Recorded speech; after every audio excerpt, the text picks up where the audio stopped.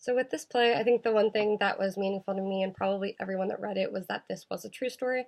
So I think the interviews and everything just really hit home more than it would have had it been a fictional play.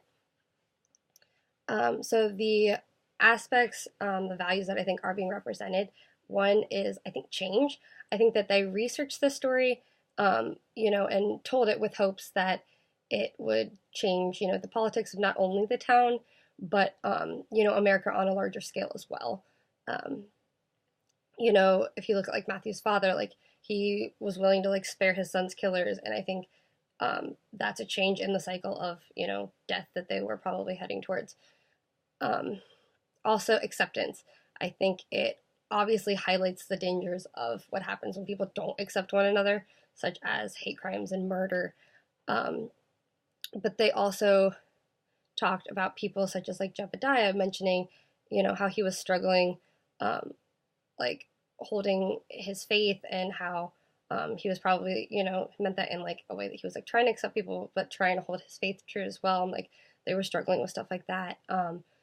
They talked about the town wrestling with their attitude towards gay men, and I think that this play makes an effort to fix that by telling it. For the read with a pencil, the cause celebre, I decided to research that. It means controversial issue warranting, attention of others, which obviously this play revolves around the murder and the hate crime against Matthew Shepard. I think is a perfect example of that, and it was very good use of that. So understanding that better helped me understand the play as a whole.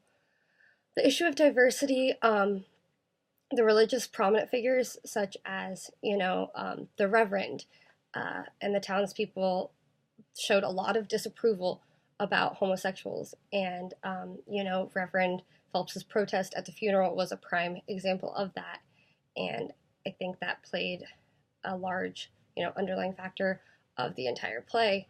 And yeah, so question 5.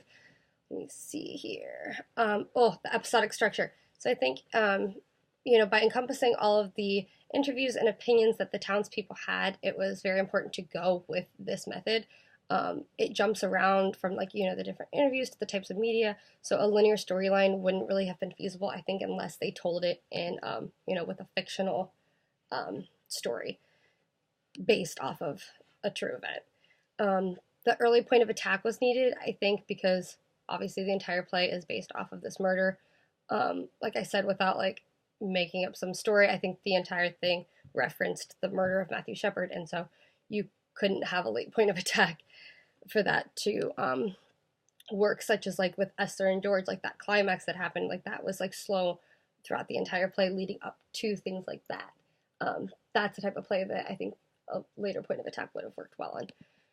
And then as for the last question, how would you have reacted if you lived in this town? And why did he choose the documentary style approach instead of making it into like a storyline dramatic play? Was it too violent?